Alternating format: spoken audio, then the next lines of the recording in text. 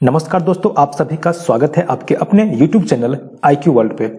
दोस्तों, आपने कोई भी एग्जाम दिया होगा या कोई भी आपने अगर प्रैक्टिस सेट लगाया है तो आपको उसमें जो भारत की नदियां हैं उससे संबंधित क्वेश्चन देखने को जरूर मिले होंगे। तो दोस्तों, आज की इस वीडियो में मैं आप लोगों को जो भारत की प्रमुख नदियां हैं उससे संबंधित जितने भी इंपॉर्टेंट क्वेश्चन बनते हैं सारे मैं आज आपको इस वीडियो में करवाऊंगा। और इस वीडियो का सबसे खास बात है कि सारे क्वेश्चंस को मैं मैप के माध्यम से करवाऊंगा।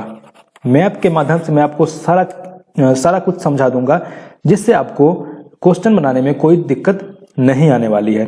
तो इस वीडियो को पूरा देखिएगा। अगर वीडियो से आपको थोड़ा सा भी हेल्प मिलता है तो हमारा यूट्यूब चैनल है IQ वर्ल्ड, उसको जरूर सब्सक्राइब कर दीजिएगा। और दोस्तों, वीडियो को लाइक और शेयर भी जरूर कर दीजिएगा। और अगर इसका PDF आपको चाहिए तो आप हमारे टेलीग्राम चैनल से जुड़ सकते हैं। और टेलीग्राम चैनल का लिंक आपको डिस्क्रिप्शन में मिल जाएगा, वहां से आप लोग PDF डाउनलोड कर सकते हैं। तो देखिए, बिना समय को गवाए स्टार्ट करते हैं। फर्स्ट क्वेश्चन है कि भारत की सबसे लंबी नदी कौन सी है? सबसे लंबी नदी भारत की कौन सी है? तो इसका राइट आंसर क्या हो जाएगा? भारत की सबसे लंबी नदी कौन सी है? गंगा है। भारत की सबसे लंबी नदी गंगा है। ठीक है, इसके कुछ एक्स्ट्रा फैक्ट हैं, हम लोग एक्स्ट्रा फैक्ट को भी देखेंगे। देखिए, गंगा की कुल लंबाई कितनी है? 2525 किलोमीटर। गंगा की कुल लंबाई कितनी है? ध्यान रखिएगा, 2525 किलोमीटर गंगा की कुल लंबाई है। और एक चीज और ध्यान देने की बात है यहाँ पर कि जो 2525 किलोमीटर गंगा की लंबाई है वो भारत और बांग्लादेश दोनों को मिलाकर के 2525 किलोमीटर है। तो अब आपके दिमाग में क्वेश्चन आ रहा होगा कि यदि भारत और बांग्लादेश दोनों मिलाकर के 2525 किलोमीटर है तो केवल भारत में कितना है? तो देखिए दोस्तों, केवल भारत में जो है 2071 किलोमीटर है। केवल भारत में 2071 किलोमीटर है। ध्यान रखिएगा, काफी शानदार क्वेश्चन है। और एक और क्वेश्चन आता है कि गंगा जो है कहां से निकलती है? गंगा का उद्गम कहां होता है? तो गंगा का उद्गम जो है दोस्तों उत्तराखंड राज्य के गोमुख हिमानी से निकलती है, यानी गंगोत्री से निकलती है गंगा। और ये गिरती कहां है? तो ये गिरती है बंगाल की खाड़ी में। कहां गिरती है गंगा? तो गंगा गिरती है बंगाल की खाड़ी में। ठीक है, शानदार क्वेश्चन है, आप लोग ध्यान रखिएगा कि जो गंगा निकलती है गोमुख हिमानी से, गंगोत्री से, और गिरती कहाँ है? तो बंगाल की खाड़ी में गिरती है। भारत में लंबाई कितनी है? तो भारत में लंबाई 2071 किलोमीटर है। और टोटल लंबाई कितनी है? 2525 किलोमीटर है, जिसमें कि भारत और बांग्लादेश दोनों को मिला करके लंबाई है। अब हम लोग इसको मैप के सहारे देखेंगे। देखिए दोस्तों, आपके सामने जो नदी तंत्र है वो गंगा नदी तंत्र है। इसको समझने का प्रयास कीजिए। देखिए, ये जो धारा निकल रही है यहाँ से, ये गंगा नदी है। ठीक है, देखिए यहाँ से गंगा नदी जा रही है। और यहाँ पर देखिए कि ये गंगा नदी फाइनली जो है कहाँ गिर रही जाके? ये बंगाल की खाड़ी में ये चली गई। ठीक है, तो अब देखिए यहाँ पर होगा गोमुख हिमानी, गंगोत्री यहाँ पर होगा। ठीक है, तो यहां से निकलती है गंगा नदी। अब कभी कभी क्वेश्चन आता है इसमें कि गंगा नदी से बाएं साइड से कौन कौन सी नदी आकर के मिलती है? बाएं साइड की सहायक नदी। तो देखिए, बहती किधर से किधर है? इधर से इधर बह रही है, इधर से इधर बह रही है। तो इसका बायां साइड कौन सा हुआ? ऊपर का साइड जो हो गया ये बायां साइड हो गया, और नीचे का साइड जो हो गया ये दायां साइड हो गया। गंगा का दायां साइड हो गया, ऊपर बायां का साइड हो गया। और बाएं साइड की नदियां जो है, सारी नदी जो है बाएं साइड की नदी वो हिमालय से निकलती है। ठीक है, सारी नदी जो है सो हिमालय से निकलती है। और दाएं साइड की नदी जो गंगा में आके मिलती है वो प्रायद्वीपीय पठार से निकलती है। ठीक है, लेकिन एक यहाँ पर एक्सेप्शन है। यहाँ पर एक्सेप्शन एक क्या है कि जो दाईं ओर से नदी जाती है, तो मैंने बताया कि सारे प्रायद्वीपीय पठार से होकर के जाती है, प्रायद्वीपीय पठार से निकलती है और गंगा में मिलती है। लेकिन एक नदी जो है यमुना, देखिए यहाँ पर ये जो नदी यहाँ पर आप देख रहे हैं, इसको मैंने कलर चेंज करके बता रहा हूँ आपको कि ये जो नदी है ये यमुना नदी, ये निकलती है कहाँ से? यमुनोत्री हिमनद से निकलती है। ये निकलती है हिमालय से, लेकिन ये दाएं साइड से होकर के, देखिए यहाँ पर ये दाएं साइड से गंगा में मिलती है। तो ये एक्सेप्शन अपवाद है। लेकिन जितनी भी नदियां हैं जो दायां साइड से मिलती है प्रायद्वीपीय नदियां हैं, और जो बायां साइड से मिलती है वो है हिमालयी नदियां। ठीक है, तो कभी कभी पूछ देता है कि कौन सी नदी जो है सो सहायक नदी है गंगा का। तो गंगा की सहायक नदी कौन कौन सी है? देखिए, गोमती नदी, घाघरा नदी, गंडक नदी, कोसी नदी, ये सब क्या है, गंगा की सहायक नदी है जो बाएं साइड से आकर के गंगा में मिलती है। और दाएं साइड से मिलती है, देखिए यमुना नदी, ठीक है, सोन नदी, ये सब जो है दाएं साइड से आकर के मिलती है। बेतवा नदी, अब देखिए यमुना की सहायक नदी कौन कौन सी है, बनास नदी है, चंबल नदी है, बेतवा नदी है। जो यमुना की सहायक नदी है इसको गंगा की सहायक नदी भी माना जाता है, क्योंकि फाइनली ये जो है गंगा में जाकर के ही मिलती है। अब देखिए गंगा आगे बढ़ते बढ़ते बढ़ते बांग्लादेश में प्रवेश कर रही है। यहाँ पे देखिए गंगा जो है यहाँ पर बांग्लादेश में प्रवेश कर रही है। तो बांग्लादेश में प्रवेश करने के बाद उसका नाम क्या हो जाता है, पद्मा हो जाता है। देखिए यहाँ पर बांग्लादेश में जब गंगा प्रवेश करती है तो उसका नाम पद्मा हो जाता है। और इस साइड से देखिए, इस साइड से आप देख रहे होंगे यहाँ से ब्रह्मपुत्र नदी आती है, और ब्रह्मपुत्र नदी जब बांग्लादेश में प्रवेश करती है उसका नाम जमुना हो जाता है, ठीक है। और पद्मा और जमुना मिलकर के यहाँ आगे बढ़ते हुए बंगाल की खाड़ी में चली जाती है, और यहाँ पर डेल्टा का निर्माण किया जाता है, ठीक है। गंगा और ब्रह्मपुत्र नदी के द्वारा जो जहाँ पर बंगाली खाड़ी में मिलती है वहां पर डेल्टा का निर्माण होता है, ठीक है। इतना चीज आपको यहाँ से समझ में आ गया है। उम्मीद करता हूं कि आपको काफी यहाँ पर हेल्पफुल हुआ होगा। चलिए नेक्स्ट क्वेश्चन देखते हैं। सेकेंड क्वेश्चन है कि ब्रह्मपुत्र नदी, देखिए कि ब्रह्मपुत्र नदी का उद्गम कहाँ से होता है। देखिए यहाँ पर उद्गम पूछा जा रहा है कि ब्रह्मपुत्र नदी का उद्गम कहाँ है। देखिए ब्रह्मपुत्र का नदी का उद्गम जो है मानसरोवर झील, और मानसरोवर झील कहाँ है, तिब्बत में है। तो ब्रह्मपुत्र नदी का उद्गम जो है सो मानसरोवर झील से होता है, और मानसरोवर झील जो कहाँ है, तो तिब्बत में स्थित है मानसरोवर झील। कहाँ पर स्थित है मानसरोवर झील, तिब्बत में स्थित है, ठीक है। हम लोग कुछ महत्वपूर्ण बिंदु देख लेते हैं ब्रह्मपुत्र नदी से संबंधित। देखिए ब्रह्मपुत्र नदी जो है इसकी कुल लंबाई है 2900 किलोमीटर। कितनी लंबाई है ब्रह्मपुत्र नदी की? कुल लंबाई है 2900 किलोमीटर। लेकिन इसमें इसकी जो भारत में लंबाई है, भारत में कितनी बहती है, 916 किलोमीटर ही इसमें ये जो है सो भारत में बहती है। ध्यान रखिएगा 916 किलोमीटर भारत में है और कुल लंबाई 2900 किलोमीटर है। और ब्रह्मपुत्र की जो सबसे बड़ी सहायक नदी, ब्रह्मपुत्र की सबसे बड़ी सहायक नदी कौन सी है, पूछता है हर बार एग्जाम में आता है कि ब्रह्मपुत्र की सबसे बड़ी सहायक नदी, तो कौन सी सबसे बड़ी सहायक नदी ब्रह्मपुत्र की है, तो सुबनसिरी। देखिए यहाँ पर कि सुबनसिरी नदी जो है तो ब्रह्मपुत्र की सबसे बड़ी सहायक नदी है। ध्यान रखिएगा, काफी शानदार क्वेश्चन है।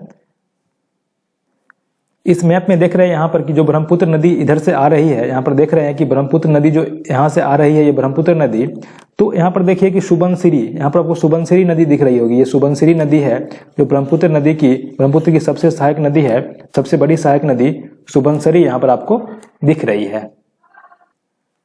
अब हम लोग ब्रह्मपुत्र नदी का जो मैप के सहारे समझने का प्रयास करते हैं। देखिए मैप के सहारे ब्रह्मपुत्र नदी को कैसे समझेंगे, तो देखिए जो तिब्बत में मानसरोवर झील के पास तो ब्रह्मपुत्र निकलती है, तो तिब्बत में मानसरोवर झील यहाँ पर होगा कहीं पर, तिब्बत यहाँ पर, तो मानसरोवर झील जो होगा, मानसरोवर, तो तिब्बत का मानसरोवर झील जो है कहीं यहाँ पर होगा, ठीक है। तो यहाँ से सांगपो के नाम से निकलती है, सांगपो के नाम से निकलती है। इसको बोलते हैं Yarlung, Yarlung Tsangpo, Yarlung Tsangpo, या इसी को बोलते हैं यारलुंग जांगबो नदी, जांगबो नदी, ठीक है।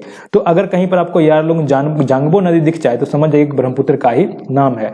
तिब्बत में उसको सांगपो नदी बोलते हैं, यारलुंग सांगपो या यारलुंग जांगबो नदी बोलते हैं। उसके बाद ये बहते बहते बहते जब अरुणाचल प्रदेश से होते हुए भारत में प्रवेश करती है, यहाँ पर देखिए भारत में अरुणाचल प्रदेश से होते प्रवेश करती है, तो अरुणाचल प्रदेश में ब्रह्मपुत्र का नाम हो जाता है दिहांग नदी।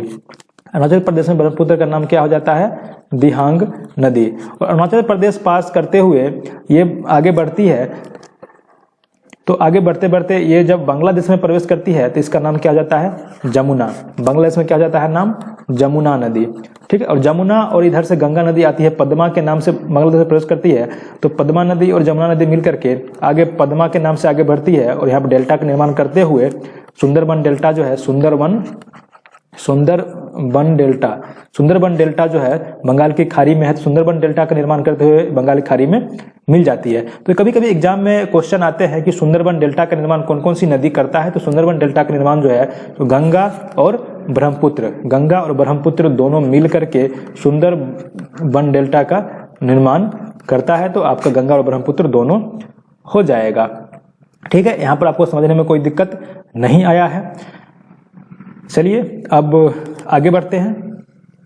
और एक चीज और यहाँ पर ध्यान दीजिएगा कि जो असम में जो ब्रह्मपुत्र नदी के नाम से बहती है, ठीक है, ये जो ब्रह्मपुत्र नदी जो है इसका नाम जो असम में ब्रह्मपुत्र पड़ता है, समझे, इसका नाम असम में ब्रह्मपुत्र पड़ता है। और असम में ही इस पर एक नदी द्वीप है।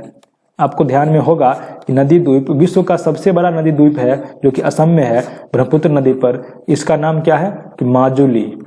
माजुली द्वीप जो है जो विश्व का सबसे बड़ा नदी द्वीप है जो कि असम में पड़ता है और असम में ब्रह्मपुत्र नदी के अंदर है और इसका नाम है माजुली द्वीप जो कि वर्ल्ड में सबसे बड़ा है, ध्यान रखिएगा। चलिए नेक्स्ट क्वेश्चन देखते हैं। देखिए थर्ड क्वेश्चन है कि किस नदी को बिहार का दुख या बिहार का शोक कहा जाता है। बिहार का दुख या बिहार का शोक किस नदी को कहा जाता है? तो आप लोग ध्यान दीजिएगा कि बिहार का शोक जो है सो कोसी नदी को कहा जाता है। बिहार का शोक किस नदी को कहा जाता है? तो बिहार का शोक जो है कोसी नदी को कहा जाता है। ठीक है, अब देखिए कुछ एक्स्ट्रा फैक्ट कोसी नदी के बारे में देख लेते हैं। देखिए कौसानी के निकट, कौसानी जगह है, तो कौसानी के निकट धारा पानी से निकलती है। ये नदी जो है कोसी नदी कहाँ से निकलती है? कोसी नदी याद रखिएगा नेपाल से निकलती है और नेपाल में एक कौसानी जगह है, तो कौसानी जगह के धारा पानी से, ठीक है, धारा पानी से कोसी नदी निकलती है। उसके बाद इसकी लंबाई जो कितनी है? तो इसकी कोसी नदी की जो लंबाई है वो 729 किलोमीटर है। और काफी इंपॉर्टेंट लाइन मैं आपको बता रहा हूं यहाँ पर कि डगमारा जल विद्युत परियोजना जो है कोसी नदी पर ही बनाया गया है। कौन सा परियोजना? डगमारा जल विद्युत परियोजना कोसी नदी बनाया गया है जो कि सुपौल जिला में पड़ता है। ठीक है, बिहार का सुपौल जिला है, तो सुपौल जिला में डगमारा जल विद्युत परियोजना का निर्माण कार्य हुआ है। किस नदी पर हुआ है? ये जो हुआ है कोसी नदी पर। ध्यान रखिएगा कि कोसी नदी पर इसका निर्माण किया गया है। नेक्स्ट क्वेश्चन, चलिए बढ़ते हैं आगे। 4 नंबर क्वेश्चन है कि निम्नलिखित में से कौन सी नदी बंगाल का शोक कहलाता है? बंगाल का शोक, देखिए काफी शानदार क्वेश्चन है कि बंगाल का शोक कौन सी नदी को कहा जाता है? तो इसका राइट आंसर हो जाएगा दामोदर नदी। बंगाल का शोक दोस्तों दामोदर नदी को कहा जाता है। क्योंकि देखिए किसी भी नदी को शोक क्यों कहा जाता है? क्योंकि उस नदी के कारण उस स्टेट में काफी ज्यादा नुकसान होता है, बाढ़ आती है, जान माल की हानि होती है। तो इसी के लिए उसको, जैसे दामोदर को बंगाल का शोक कहा गया है कि दामोदर नदी से बंगाल में ज्यादा बाढ़ आती है, और कोसी नदी के कारण बिहार में बाढ़ आती है, इसलिए बिहार का शोक जो है कोसी नदी को कहा जाता है। देखिए दामोदर नदी का उद्गम कहाँ हुआ? दामोदर नदी का उद्गम हुआ है छोटा नागपुर पठार में और इसकी लंबाई है 592 किलोमीटर। ठीक है, नेक्स्ट क्वेश्चन देखते हैं। देखिए क्वेश्चन है कि वे 2 प्रमुख नदियां कौन सी हैं? 2 प्रमुख नदियां कौन सी हैं जो अमरकंटक पठार से निकलती है? अमरकंटक पठार से निकलती है परंतु वे अलग अलग दिशाओं में बहती है। चलिए इस क्वेश्चन को बहुत ही अच्छे ढंग से हम लोग समझेंगे कि वे 2 प्रमुख नदियां कौन सी हैं जो अमरकंटक के पठार से निकलती है परंतु वे अलग अलग दिशाओं में बहती है। इसका ऑप्शन है कि नर्मदा एवं सोन। नर्मदा एवं सोन जो है अमरकंटक पठार से निकलती है लेकिन अलग अलग दिशाओं में बहती है। ठीक है, इसको हम लोग मैप से समझते हैं काफी शानदार तरीके से। देखिए दोस्तों यहाँ पर अमरकंटक है, ये जो है अमरकंटक है, अमरकंटक की पहाड़ी। तो अमरकंटक से 3 नदियां निकलती है। आपको ध्यान रखना है कि अमरकंटक से 3 नदियां निकलती है। इधर तरफ निकलती है कौन सी नदी? नर्मदा नदी। ठीक है, इधर निकलती है सोन नदी और नीचे तरफ निकलती है महानदी। ध्यान रखिएगा कि अमरकंटक से 3 नदियां निकलती है, नर्मदा, सोन और महानदी। ठीक है, देखिए इस साइड पश्चिम दिशा में निकलती है नर्मदा नदी, उत्तर साइड में निकलती है सोन नदी और इधर जो है पूर्व दक्षिण पूर्व में निकलती है महानदी। तीनों नदियां निकलती है। तो ऑप्शन में आपका सही हो जाएगा कि नर्मदा और सोन था, नर्मदा और सोन सही हो जाएगा, लेकिन महानदी भी अमरकंटक से निकलती है। देखिए यहाँ पर कि अमरकंटक से 3 नदी निकलती है, 3 दिशाओं में निकलती है, जिसमें कि महानदी भी है। नर्मदा है जो पश्चिम दिशा में निकलती है, पश्चिम दिशा में। सोन नदी निकलती है उत्तर दिशा में। ठीक है, और ये निकलती है कहाँ, ये महानदी निकलती है दक्षिण पूर्व में, दक्षिण पूर्व में महानदी निकलती है। तो याद रखिएगा कि नर्मदा नदी पश्चिम दिशा में निकलती है, उत्तर दिशा में निकलती है सोन नदी, और इधर निकलती है महानदी। ठीक है, तो तीनों आप लोग ध्यान रखिएगा। देखिए क्वेश्चन है कि निम्न में से कौन सी नदी डेल्टा नहीं बनाती है। देखिए डेल्टा नहीं बनाती है कौन सी नदी। तो देखिए यहाँ पर जो नदी बंगाल की खाड़ी में नहीं गिरती है वो डेल्टा नहीं बनाती है। समझ गए कि जो नदी बंगाल की खाड़ी में नहीं गिरती है वो डेल्टा नहीं बनाती है। तो देखिए नर्मदा और ताप्ती नदी, दो नदी जो है जो बंगाल की खाड़ी में नहीं गिरती है, गंगा भी बंगाल की खाड़ी में गिरती है, गोदावरी भी बंगाल की खाड़ी में गिरती है, और महानदी भी बंगाल की खाड़ी में गिरती है, लेकिन ताप्ती नदी जो है अरब सागर में गिरती है। नर्मदा और ताप्ती दो नदियां हैं जो अरब सागर में गिरती है, तो इसी कारण से नर्मदा और ताप्ती डेल्टा नहीं बनाती है। तो डेल्टा नहीं बनाती है तो क्या बनाती है, डेल्टा नहीं बनाती है तो एस्चुअरी बनाती है। एस्चुअरी का निर्माण करती है। आगे हम लोग समझेंगे डेल्टा और एस्चुअरी में क्या अंतर है। चलिए अभी आगे इसको समझने का प्रयास करते हैं। देखिए इस मैप के सहारे हम लोग देखेंगे कि कौन सी नदी अरब सागर में गिरती है और कौन सी नदी बंगाल की खाड़ी में गिरती है। ठीक है, ये देखिए इधर का हो गया बंगाल की खाड़ी और इधर हो गया ये अरब सागर, इस साइड का हो गया अरब सागर। ठीक है, देखिए यहाँ पर ये जो नदी है, ये इस नदी का नाम है गोदावरी नदी, गिर रही है बंगाल की खाड़ी में। उसके बाद देखिए इस नदी का नाम कृष्णा है, ये गिर रही है अरब सागर में। उसके बाद देखिए ये है कावेरी नदी, ये भी गिर रहा है कहाँ, अरब सागर में। ठीक है, उसके बाद देखिए एक ये नदी है जो कि इधर गिर रही है, नर्मदा है, और ये क्या है, ताप्ती। तो दो नदी नर्मदा और ताप्ती, हम देख रहे हैं कि दो नदियां जो है नर्मदा और ताप्ती अरब सागर में गिरती है। ठीक है, और गोदावरी, कृष्णा, महानदी और कावेरी, गोदावरी, कृष्णा, महानदी और कावेरी, और साथ में अगर हम देखेंगे तो गंगा भी हो जाएगा, गंगा और ब्रह्मपुत्र। ये जो नदियां हैं ये कहाँ गिरती है, बंगाल की खाड़ी में। गोदावरी, कृष्णा, कावेरी, गंगा, ब्रह्मपुत्र, महानदी सब कहाँ गिरती है, बंगाल की खाड़ी में। तो इसी कारण से ये जो 6 नदियां हैं वो डेल्टा बनाती हैं, और नर्मदा ताप्ती डेल्टा नहीं बनाती है, नर्मदा ताप्ती एस्चुअरी बनाती है। अब देखिए डेल्टा और एस्चुअरी में देख लेते हैं क्या अंतर होता है। देखिए दोस्तों डेल्टा क्या होता है, डेल्टा और एस्चुअरी। एस्चुअरी को हिंदी में क्या बोलते हैं, हिंदी में बोलते हैं द्रोणी। ठीक है, द्रोणी बोलते हैं। तो देखिए अगर कोई नदी है, नदी बहते हुए जा रही है और यहाँ पर ये समुद्र है। ठीक है, यहाँ पर ये मान लीजिए बड़ा सा ये समुद्र है। ठीक है, और कोई नदी है जो जा रही है और यहाँ पर भी समुद्र है। ठीक है, तो यहाँ पर होता क्या है वो देखिए। डेल्टा में क्या होता है, आप लोग ध्यान से देखिएगा कि डेल्टा में जो क्या होता है कि आगे जाकर के नदी जब समुद्र में मिलती है तो बहुत सारे भागों में बंट जाती है, बहुत सारे भागों में नदियां बंट जाती है, तो इसी को बोलते हैं डेल्टा। बहुत सारे भागों में बंट जाती है तो डेल्टा बोलते हैं। और इसी डेल्टा में जो वन उगता है, तो इसको मैंग्रोव वन बोलते हैं। क्या बोलते हैं, मैंग्रोव वन बोलते हैं। और देखिए जब एस्चुअरी बनता है तो एस्चुअरी में क्या होता है कि जब नदी समुद्र में मिलने वाली रहती है तो क्या होता है कि यहाँ पर बहुत सारे भागों में नहीं बढ़ती है, इसका मुंह चौड़ा हो जाता है। ठीक है, यहाँ पर पानी आ जाता है, समुद्र का पानी। ठीक है, तो यहाँ पर मुंह चौड़ा जाता है, तो इसी को बोलते हैं क्या, इस भाग को बोलते हैं एस्चुअरी। ठीक है, तो जो भी पश्चिम की तरफ नदियां बहती है, अरब सागर में गिरती है, तो वो एस्चुअरी का निर्माण करती है, और जो नदी बंगाल की खाड़ी में गिरती है वो डेल्टा का निर्माण करती है। ध्यान रखिएगा। 7 नंबर क्वेश्चन देखिए, प्रायद्वीपीय भारत की सबसे बड़ी नदी कौन सी है। प्रायद्वीपीय भारत की सबसे बड़ी नदी पूछ रहा है, कौन सी है। तो देखिए इसका राइट आंसर आपका हो जाएगा गोदावरी नदी। प्रायद्वीपीय भारत की सबसे बड़ी नदी है गोदावरी नदी। अब देखिए एक चीज आपको अभी तक शायद समझ में नहीं आया होगा कि प्रायद्वीप क्या होता है। ठीक है, जो प्रायद्वीप, देखिए भारत का जो प्रायद्वीपीय भाग है, ये जो भारत है ये, तो ये भारत का ये जो भाग है, इधर नीचे का भाग, ये प्रायद्वीपीय भाग है।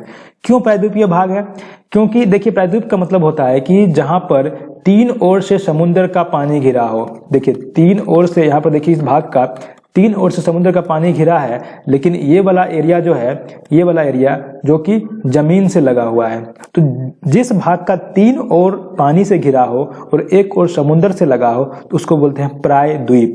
ठीक है, और द्वीप किसको बोलते हैं? द्वीप, मान लीजिए ये द्वीप है तो इसमें चारों ओर जो है पानी घिरा हुआ हो, इसको बोलते हैं द्वीप। और तीन ओर से पानी घिरा हो तो उसको बोलते हैं प्राय द्वीप। तो ये जो है ये प्रायद्वीपीय भाग है भारत का। तो प्रायद्वीपीय भारत का सबसे जो बड़ी नदी है वो गोदावरी नदी है, और ओवरऑल पूछेगा सबसे बड़ी नदी तो गंगा हो जाएगा। कुछ इंपोर्टेंट पॉइंट है उसको देखते हैं हम लोग। देखिए, गोदावरी नदी महाराष्ट्र के नासिक के त्र्यंबक गांव से निकलती है। गोदावरी नदी कहाँ से निकलती है, यानी उद्गम स्थल कहाँ है इसका? तो महाराष्ट्र के नासिक का त्र्यंबक गांव है, वहां से ये निकलती है, त्र्यंबकेश्वर से। ठीक है, इसकी लंबाई 1465 किलोमीटर है, ध्यान रखिएगा।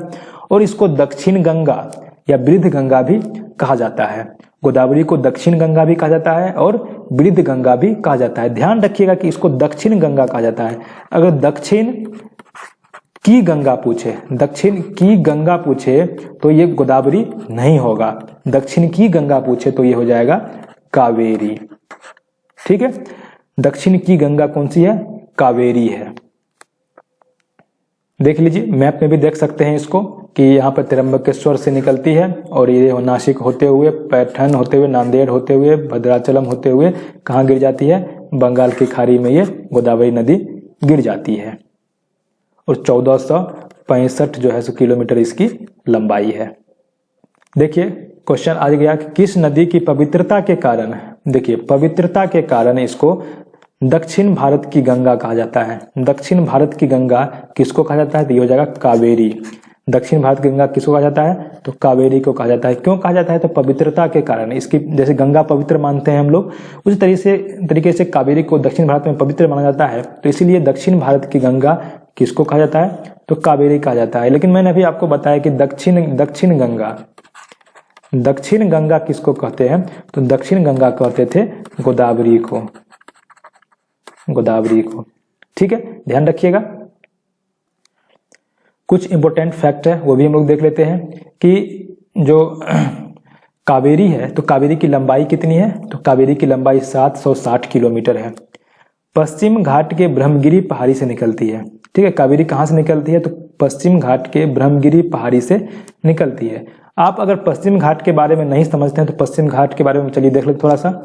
ये जो प्रायद्वीपीय भारत है, प्रायद्वीपीय भारत, तो ये जो घाट है, इस साइड का जो अरब सागर तरफ का घाट है, इसको पश्चिमी घाट बोलते हैं। और इसको क्या बोलते हैं? इसको सह्याद्री भी बोलते हैं। कहीं के क्वेश्चन आता भी है कि सह्याद्री किसको बोला जाता है? तो पश्चिमी घाट को हम लोग सह्याद्री ही भी बोलते हैं। और ये पूर्व दिशा में जो घाट है, इस पूर्व दिशा वाले घाट को पूर्वी घाट बोलते हैं।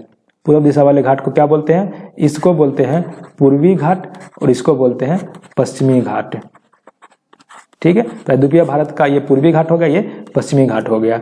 तो पश्चिम घाट के ब्रह्मगिरी पहाड़ी से निकलती है। ये ब्रह्मगिरी पहाड़ी है पश्चिम घाट में, यहीं पर ब्रह्मगिरी पहाड़ी है, तो यहां से कावेरी नदी निकलती है। कौन सी नदी रिफ्ट घाटी से होकर बहती है? देखिए, रिफ्ट वैली से होकर के कौन सी नदी बहती है? तो देखिए, रिफ्ट वैली से होकर के दो नदियां बहती है। रिफ्ट वैली से होकर के दो नदियां बहती है, लेकिन यहाँ पर अगर ऑप्शन देखा जाए तो यहाँ पर आपका ऑप्शन सही हो जाएगा नर्मदा। नर्मदा नदी रिफ्ट घाटी से होकर के बहती है। नर्मदा नदी रिफ्ट घाटी से होकर बहती है। और साथ ही साथ एक और नदी है ताप्ती नदी, तो ये भी रिफ्ट घाटी से होकर के बहती है। रिफ्ट घाटी कहने का मतलब हुआ क्या कि भ्रंश घाटी, इसको भ्रंश घाटी भी बोलते हैं। रिफ्ट घाटी को भ्रंश घाटी का यहाँ पर भ्रंश घाटी दिख जाए तो कंफ्यूज मत होइएगा। रिफ्ट घाटी और भ्रंश घाटी दोनों सेम होता है, तो यहाँ पर भ्रंश घाटी निकलती है। भ्रंश घाटी से होकर के बहती है नर्मदा नदी और ताप्ती नदी। कुछ महत्वपूर्ण बिंदु है नर्मदा और ताप्ती को लेकर के हम लोग देख लेते हैं। देखिए, ताप्ती नदी भी जो है, ताप्ती नदी वो भी भ्रंश घाटी से होकर के बहती है। ताप्ती नदी भी भ्रंश घाटी से होकर के बहती है।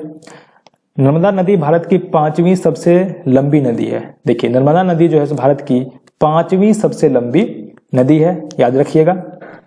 देखिए, जो नदी अरब सागर में गिरती है, जो नदी अरब सागर में गिरती है वो एस्चुअरी यानी द्रोणी का निर्माण करती है।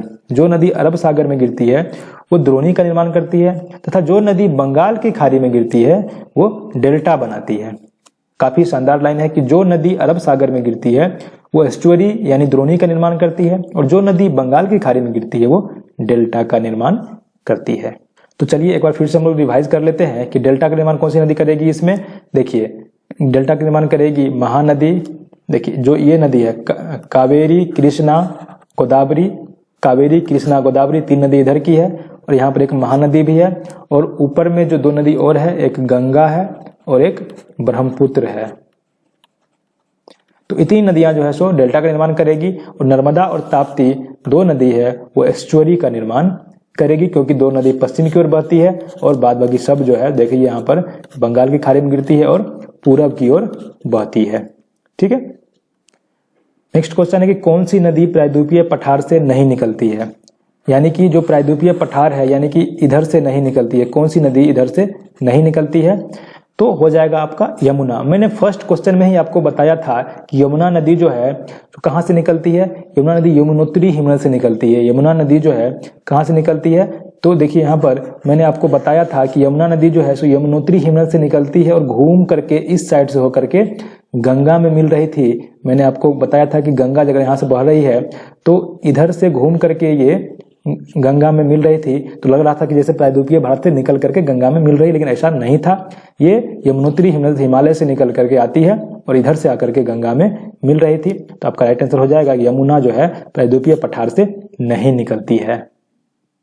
यमुना जो है सो कहां से निकलती है, तो यमुनोत्री हिमनद से निकलती है। क्वेश्चन है कि भारत में यरलुंग जंगबो नदी को किस नाम से जाना जाता है।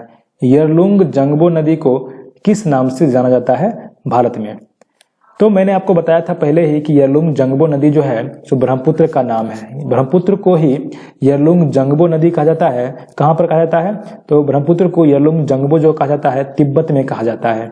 कहां पर कहा जाता है यरलुंग जंगबो नदी, ब्रह्मपुत्र को तिब्बत में।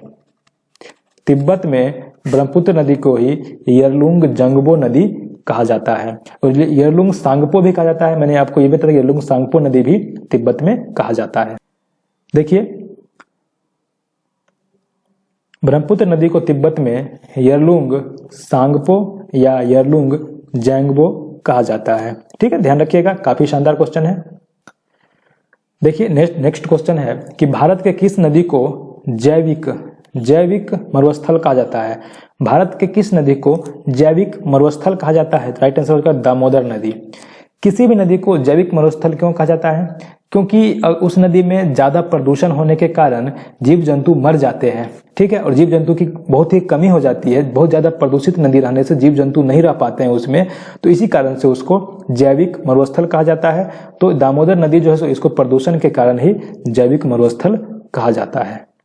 देखिए यहाँ पर मैंने लिख दिया यहाँ पर कि प्रदूषण के कारण ही इसको जैविक मरुस्थल कहा जाता है।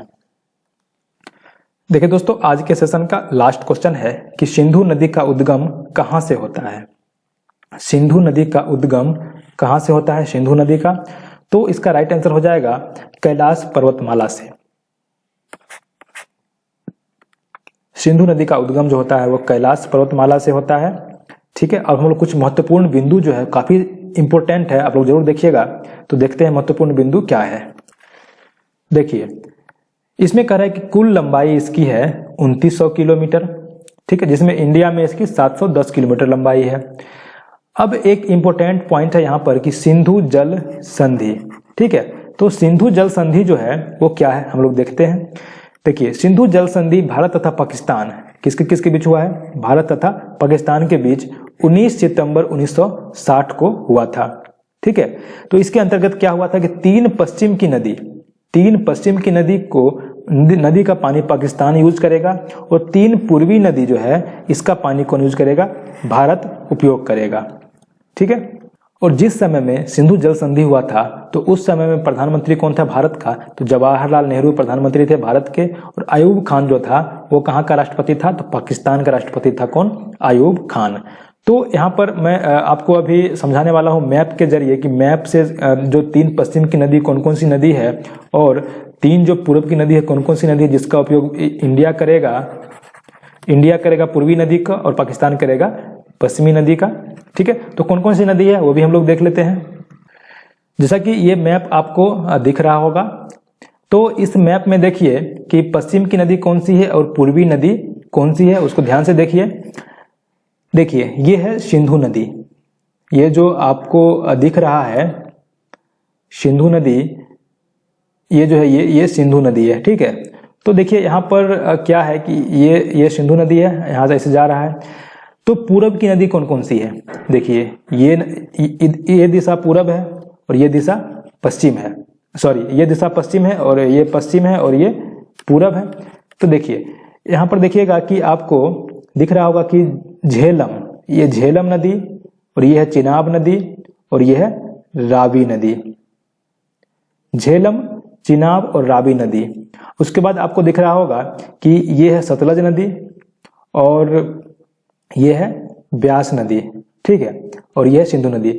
तो देखिए 3 जो पूर्वी नदी कौन कौन सी है, एक तो हो गया सिंधु नदी, देखिए ये जो है ये सिंधु नदी है, ये सिंधु नदी, मैं डार्क करके बता रहा हूं, ये सिंधु नदी, और ये हो गया झेलम नदी और ये हो गया चिनाब नदी।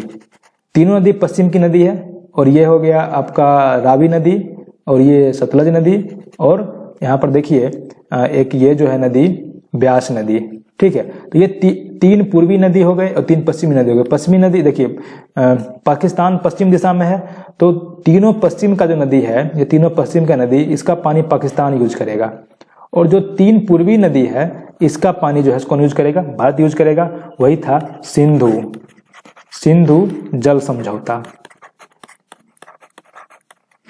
सिंधु जल समझौता हुआ था भारत और पाकिस्तान के बीच 19 सितंबर 1960 को हुआ था, जिसमें कहा गया था कि जो पश्चिम का 3 नदी है सिंधु, झेलम और चिनाब, इसका पानी यूज पाकिस्तान करेगा, और 3 पूर्वी नदी है सतलज, रावी और ब्यास, इसका यूज पानी भारत करेगा।